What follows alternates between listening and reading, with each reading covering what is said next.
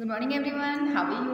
Hope you are fine safe at home. मैं हूँ आपकी होस्ट दीपा त्यागी और लाई हूँ आपके लिए एक और बहुत ही अच्छी सी स्टोरी। आशा करती हूँ आपको मेरी कहानी पसंद आती होगी।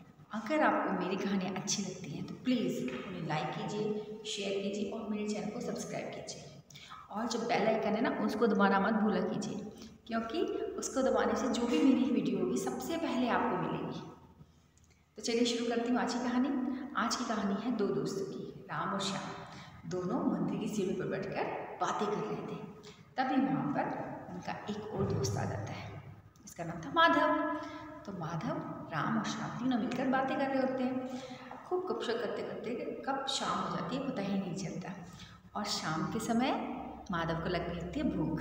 तो कहता है, भाई मुझे तो बड़ी जोरों की भूख लगी है, कुछ खाने को है क्या? राम कहता है, हाँ हाँ मेरे पास खाना है। राम कहता है, मेरे पास है 3 रोटियाँ। श्याम कहता है, मेरे पास है 5 रोटियाँ।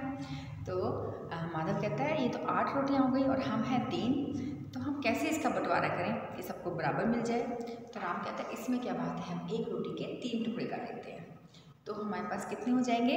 24 टुकड़े हो जाएंगे। तो एक व्यक्ति को हम 8 टुकड़े दे देंगे। 8, 16 और 24, इस तरह से क्या होगा, सही से बंटवारा भी हो जाएगा और सबका पेट भी भर जाएगा। तो राम की बात मान ली जाती है और एक रोटी के 3 टुकड़े किए जाते हैं। एक व्यक्ति को मिलते हैं 8, तीनों का पेट भर जाता है और वो वही बात करते करते सीढ़ी पर ही सो जाते हैं। जब सुबह का समय होता है और उनकी आँख खुलती है तो क्या देखते हैं, माधव जाने के लिए तैयार था। तो माधव कहता है, भाई बहुत अच्छे से तुमने मेरे साथ व्यवहार किया और मुझे रोटी के 8 टुकड़े भी दिए, इसका बहुत बहुत धन्यवाद। तो वो जाते वक्त उनको 8 गिन्नियाँ देता है। हम गिन्नियों को देखकर तो बड़े खुश हो जाते हैं। 8 गिन्नियाँ पाकर तो उनकी खुशी का ठिकाना ही नहीं रहता। माधव वहाँ से चला जाता है।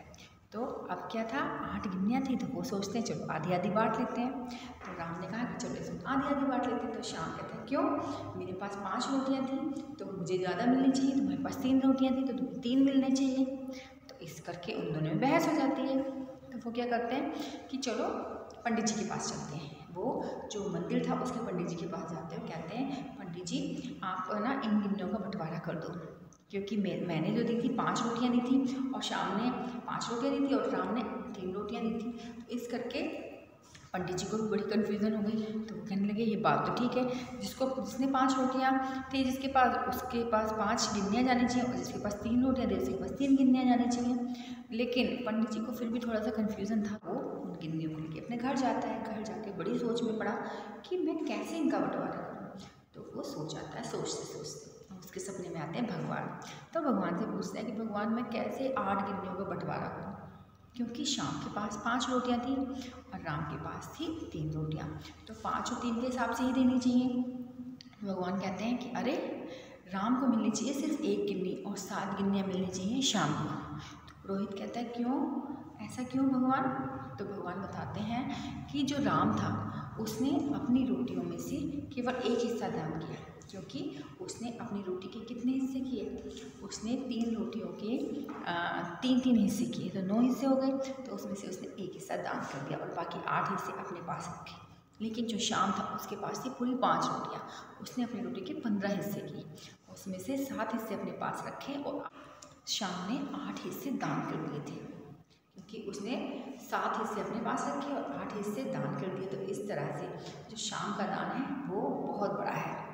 तो ये देखकर तो जो पंडित था वो तो बहुत ही भाव विभोर हो जाता है। कहता है कि इस हिसाब से तो मैंने कभी सोचा ही नहीं था।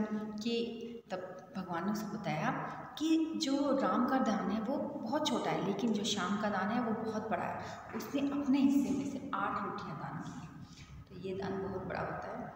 तो ये सुनकर तो पंडित जी बड़े खुश हो जाते हैं और सुबह जाके ऐसे ही बंटवारा कर देते हैं। तो ऐसा ही हमारे साथ भी होता है। क्या होता है, हम सोचते रहते हैं कि हमें ये क्यों नहीं मिला, हमें वो क्यों नहीं मिला, क्योंकि हम उस चीज़ की जड़ तक नहीं जाते।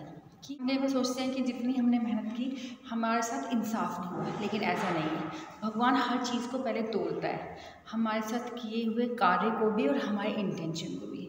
तो कभी ये नहीं सोचना चाहिए कि हमारे साथ न्याय नहीं हो रहा, क्योंकि भगवान जो भी करता है वो सब चीज़ों को ध्यान में रख कर ही करता है। और ये ध्यान रखिए कि जो कुछ आपके मिला है या जो कुछ आपके साथ हो रहा है वो बिल्कुल सही है।